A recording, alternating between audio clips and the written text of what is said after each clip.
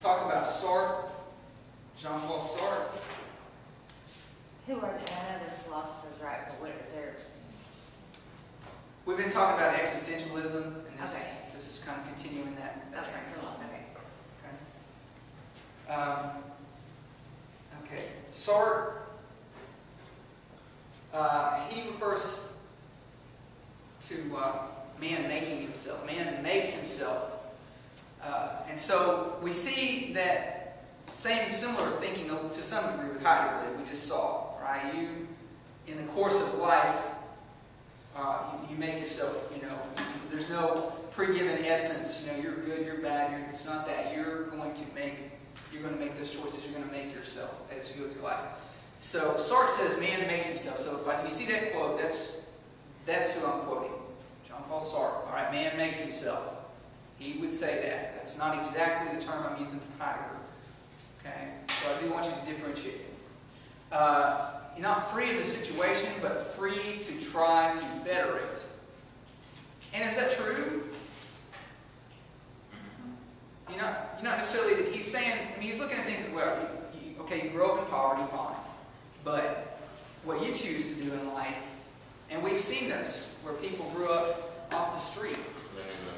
And I can think of a political figure right now who grew up not wealthy and made it through the ranks to become a national leader.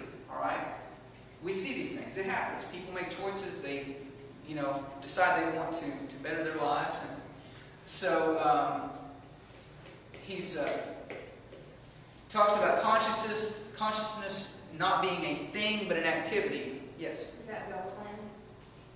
Well, he wasn't rich per se, so not a bad example. And he's not I won't say he's not a political leader, but he's certainly still in that arena. He was a president. Yeah. He's a former president. Yeah. So yeah, he's certainly he's a good example. He's certainly a hometown example here. My dad went to school with him, and you just never know. The guy that my dad was a year behind him in school, and they didn't hang out or anything, but he knew who he was. And actually, one of my teachers had been one of his teachers. Obviously, he was about to retire by the time he got, my grade, but you never know. Somebody moves up the ranks and they go to school with you and they become the President of the United States. All right. He talks about consciousness not being a thing. Now, that's an interesting perspective. Not a thing. So again, he's getting away from that metaphysics, that stuff of the universe kind of talk about what we're made out of, what we know, and getting into just looking at it as your consciousness is an activity, an ongoing activity. And he separates the self from the consciousness. He says self is out there in the world being defined. Self is out there. And this is an interesting concept, because sometimes we say, well, I'm a different person. I wouldn't do that anymore. Are you a different person now than you were 10 years ago? Most people, in 10 years' time, that's usually, there's some changes that take place. We oftentimes learn things, sometimes through that school of hard knocks. Anybody got your hard knocks university degrees? I've got at least like a bachelor's or something in that one. Okay. Yeah, so there's some things that we could, been there, done that, got the t-shirt. But this is kind of, something that you might want to think about when you say, we're not the same person. Well, we're still defining ourselves. Who really are we? Who are we? Who we want to be. Maybe there's some things about you don't like about yourself, and you're trying to change that. Or maybe there's some things that you realize that you just can't change about yourself. It's not going to change. That's just the nature of who you are. And consciousness is always self-determining. It always is what it is not, and not what it is. I realize that's confusing. On one hand, we are always trying to define ourselves. On the other, always free to break away from what we are, and always responsible. So freedom and responsibility, I underline that because that's a real big theme that I want you to pick up on. That connection of freedom and responsibility. And later when we get into political philosophy, I want you to really think about the connection with freedom and responsibility. Because I think it's very relevant, even in the things that have happened recently in our government. direction that we're heading in some things, I think that it's a very interesting connection that you need to be making in the realm of philosophy, particularly for political philosophy. We are free and responsible for what we make of ourselves. So, the consciousness is an ongoing activity for Sartre, and yet we're still defining who we are. I mean, after all, are you who you were when you were born, or are you who you are going to be remembered as when you die? You know, think about that. I mean, really, ultimately, who are you? It's what comes out, right? What you do, how you act. Isn't that who you are? Aristotle said what? We are what we habitually do, what we repeatedly do, right? Kind of that's who you are.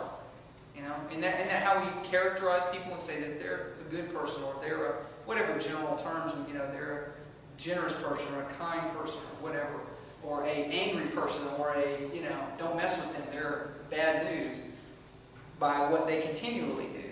You don't say that about somebody that does something one time as much as you know, see an ongoing pattern of behavior. Okay? But he says we're always free to break away. Well, what part of you is free to break away? From what? From part of you? See, that's the question again. Are there things that you really can change about yourself? For example, you might be able to say, I decided today my favorite color is blue. Okay. And tomorrow you say, no, I'm free to change. I'm free. I don't have to like blue anymore. I'm going to like purple today, and that's my favorite color. Right? Well, maybe on some changes like that, but when it comes to your basic mannerisms, personality, you can mask these things, but is that really who you are inside? You know, if you choose to start acting a different way, is that really who you are, or are you putting a mask on and becoming an actor? We can act lots of ways, right? I mean, that's what people get, you know, the awards for, right? In my psychology also just pretty much says everyone's born with a temperament. It's like 5 different things that determine your temperament. And on a scale of 1 to 10, I mean, during your life you can only chase those that can nod you to, but basically those are kind of the things that you can't change about yourself. I mean, you can change a lot of things, or how you react to situations, but I mean, as far as who you are and that inner turmoil, I guess it's kind of your set parameters from when you're born. And what you do with them afterwards, I think, would apply to what you make of yourself. Well, I'm not disagreeing, but I will say that there are those who would disagree. You know, that there are things that, and I hear that personality is usually established by the age of 5, and so a lot of factors come into play. But you have that. There is something genetic going on. There are things that are just kind of innate when you're born, right? I mean, you didn't have to think, oh, I need my heart to pump. I mean, there are things that are just built into your DNA that your body's going to do. And of course, as your mind develops, it develops a certain way. But then there's that data that comes in. That's the hardware. And then you got the software that gets pumped in from the outside, what environment you live in, the way your parents treated you, or whoever raised you.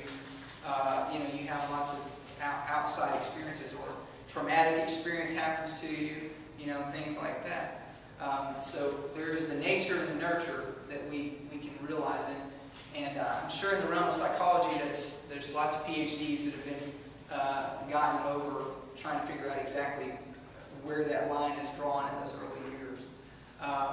But to some of that, you know, degree, we leave it as. But now you're a rational adult with a free will, conscience, and a you know, ability to choose. So now, okay, you can choose. For example, say you went through a traumatic experience and you grew up and you have all these psychological problems that are a result of whatever damage from childhood, things like that.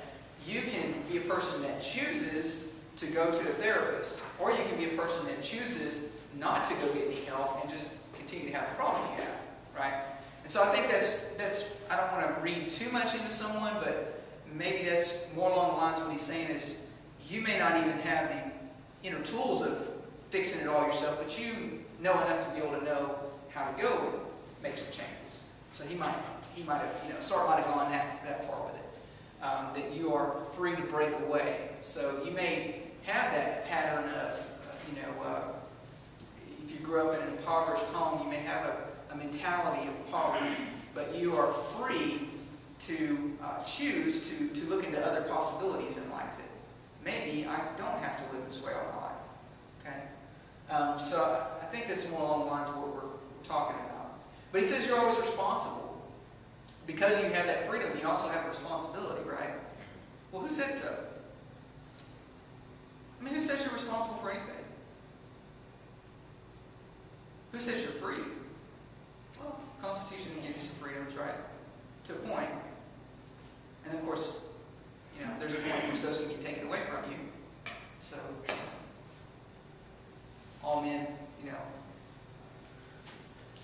are endowed by the Creator with inalienable rights, but those rights can be taken away from you if you want to be a criminal, right?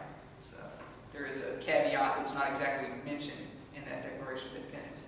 But it's something that we all understand. It's the invisible fine print, right? That those rights can be taken away from you. You have the right to life, unless you do something that warrants your life being taken, perhaps. So this is not something that was out of their minds. But Sartre's saying you're free and you're responsible. So hold on to that theme, because I think that this is very relevant as we get into political philosophy later. Okay, let's talk